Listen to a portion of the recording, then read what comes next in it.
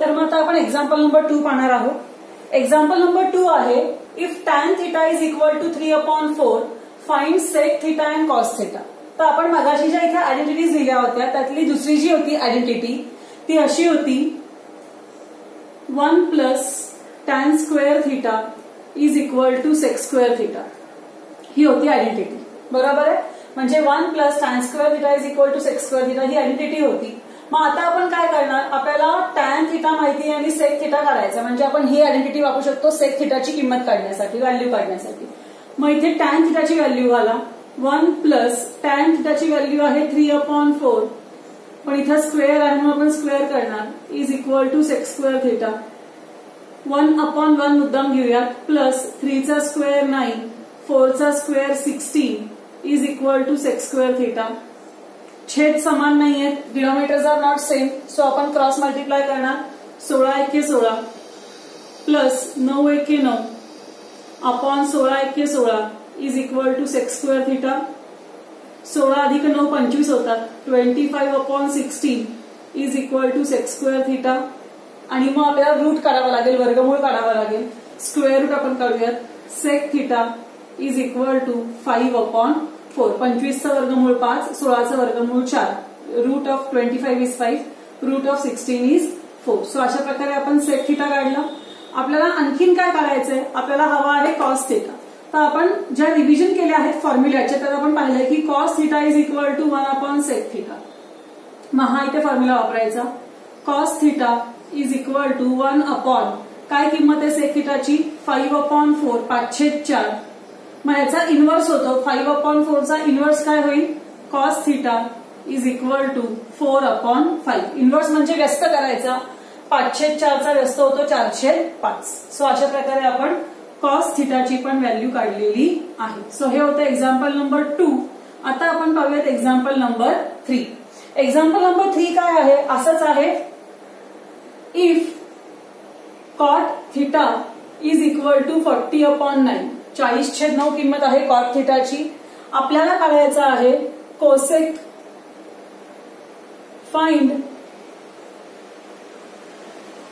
Cosec theta and sine theta. आपल्याला cosec theta आणि sine theta काढायचं आहे. मग कॉट थिटावरून कोसेक थिटाची एक आयडेंटिटी आहे, एक नित्य समानता आहे. कोणती आहे तर 1 plus cot square theta is equal to cosec square theta. ही आहे आयडेंटिटी. तर ही आपण वापरू शकतो. मग इथे 1/1 मुद्दाम लिहूयात प्लस कॉट स्क्वेअर थिटा म्हणजे काय 40/9 bracket square is equal to cosec square theta. मग इथं स्क्वेअर करून घ्या, आधी वर्ग करून घ्या. 1/1 40 चा स्क्वेअर 40 चा स्क्वेअर 1600 होतो. 9 चा स्क्वेअर 81 होतो is equal to cosec square theta. Cross multiply करा. 81 plus 1600 upon 81 is equal to cosec square theta. आपण क्रॉस मल्टिप्लाय केलं, तिरपा गुणाकार केला, बेरीज करा. 1681 1681 upon 81 is equal to cosec square theta. मग आपल्याला माहितीये रूट काढावं लागेल. तर 1681चं वर्गमूळ येतं 41 41. तर आपण ते लिहूयात. Therefore cosec theta is equal to 41/9. 1681 1681चं वर्गमूळ 41, 81चं वर्गमूळ स्क्वेअर रूट 9 आणि अशा प्रकारे आपण कोसेक थिटाची व्हॅल्यू काढलेली आहे 41/9. पण आपल्याला साइन थिटा पण काढायचा आहे. आपल्याला माहितीये sine theta is equal to 1/कोसेक थिटा. हे आपण उजळणीमध्ये पाहिलेलं आहे की sine theta is equal to 1/कोसेक थिटा. मग sine theta is equal to 1 काय किंमत आहे कोसेक थिटाची 41/9. ह्याचा पण इन्व्हर्स करा, व्यस्त करा याचा. म्हणजे काय होईल sine theta is equal to 9/41. So अशा प्रकारे आपण साइन थिटाची पण किंमत काढली. हे होतं एक्झाम्पल नंबर 3. आता आपण पाहणार आहोत एक्झाम्पल नंबर 4.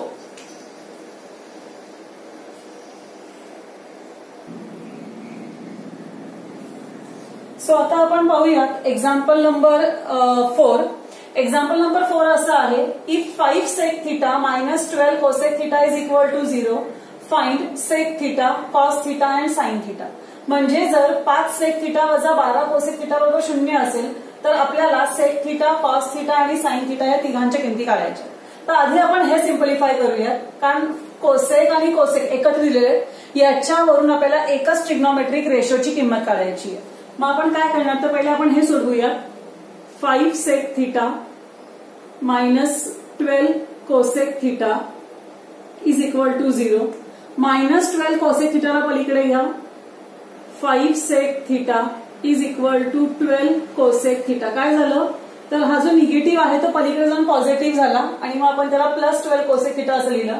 आता सेक थिटा म्हणजे काय, 1 cos theta is equal to 12 cosec theta म्हणजे काय, 1 साइन थिटा. आता काय करा, साइन थिटाला इकडे घ्या आणि 5 ला इकडे घ्या. मग हा जो छेदामध्ये आहे डिनॉमिनेटर मध्ये तो जाईल न्यूमरेटर मध्ये आणि हा जो न्यूमरेटर मध्ये आहे म्हणजे अंशामध्ये तो जाईल छेदामध्ये. आपण त्यांचं पक्षांतर करतोय थोडक्यात. मग साइन थिटाला इकडे घ्या म्हणजे काय होईल, sine theta upon cos theta is equal to 12/5. म्हणजे 5 ला इकडे डिनॉमिनेटर मध्ये टाकलं, साइनला इकडे न्यूमरेटर मध्ये घेतलं. ठीक आहे, पण आपल्याला माहितीये sine theta upon cos theta म्हणजेच काय, टॅन थिटा. म्हणजे tan theta is equal to 12/5. म्हणजे टॅन थिटाची किंमत आलेली आहे 12/5. बरोबर आहे. आता आपण ऑलरेडी ट्रिग्नोमेट्रिक आयडेंटिटीज वापरून 3 एक्झाम्पल्स केलेली आहेत. आता ट्रिग्नोमेट्रिक आयडेंटिटीज जर वापरायच्या नसतील, काहीतरी वेगळी मेथड जर वापरायची असेल तर काय करायचं, तर सिंपल आहे. एक राईट अँगल ट्रायंगल काढायचा, एक काटकोन त्रिकोण काढायचा. इथं थिटा म्हटलंय, अँगलला थिटा म्हटलेला आहे. मग ह्यातला 2 अॅक्यूट अँगल आपल्याला 2 लघुकोन आहेत. हा पण अॅक्यूट अँगल आहे, हा पण अॅक्यूट अँगल आहे. मग ह्याला आपण थिटा म्हणूयात, ह्याला आपण नाव पण देऊयात ABC.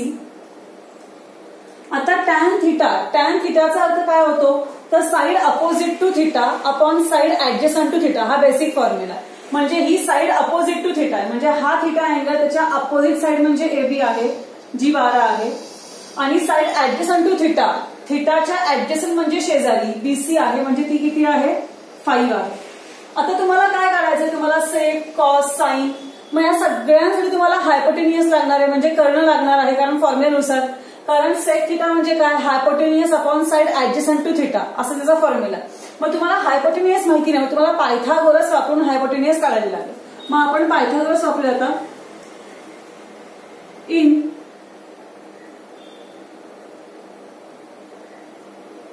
Right angle triangle ABC according to Pythagoras काय होईल, AC square is equal to AB square plus BC square.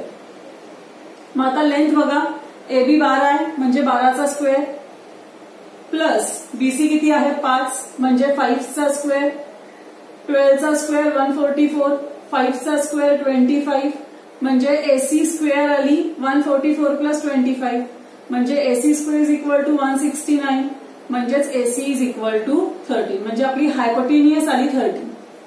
He G hypotenuse आहे ही आली 30. आता आपल्याला कोणाकोणाच्या व्हॅल्यूज काढायच्या, सेक थिटा. मग sec theta is equal to hypotenuse upon side adjacent to theta.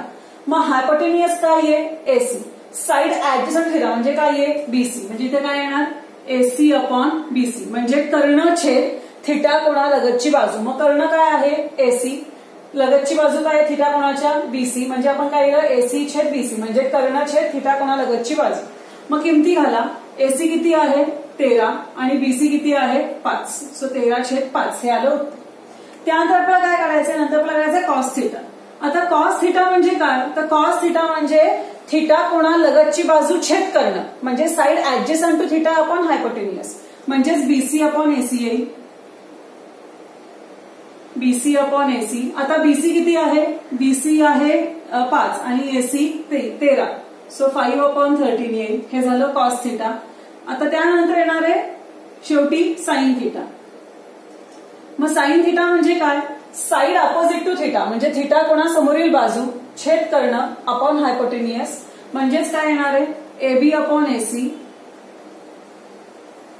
That equals to 12/13. 12/13. So आपण अशा प्रकारे ह्या सगळ्या किमती काढल्या, सेक थिटा काढला, कॉस थिटा काढला आणि साइन थिटा काढला. अशा प्रकारे आपण विदाउट युझिंग आयडेंटिटी, म्हणजे नित्य समानतेचा उपयोग न करून काटकोन त्रिकोण काढून पायथागोरस वापरून पण आपण हे एक्झाम्पल सॉल्व्ह करू शकतो. म्हणजे या पद्धतीने आपण हे एक्झाम्पल सॉल्व्ह करू शकतो. आता पुढच्या व्हिडिओमध्ये आपण पाहणार आहोत एक्झाम्पल नंबर 5.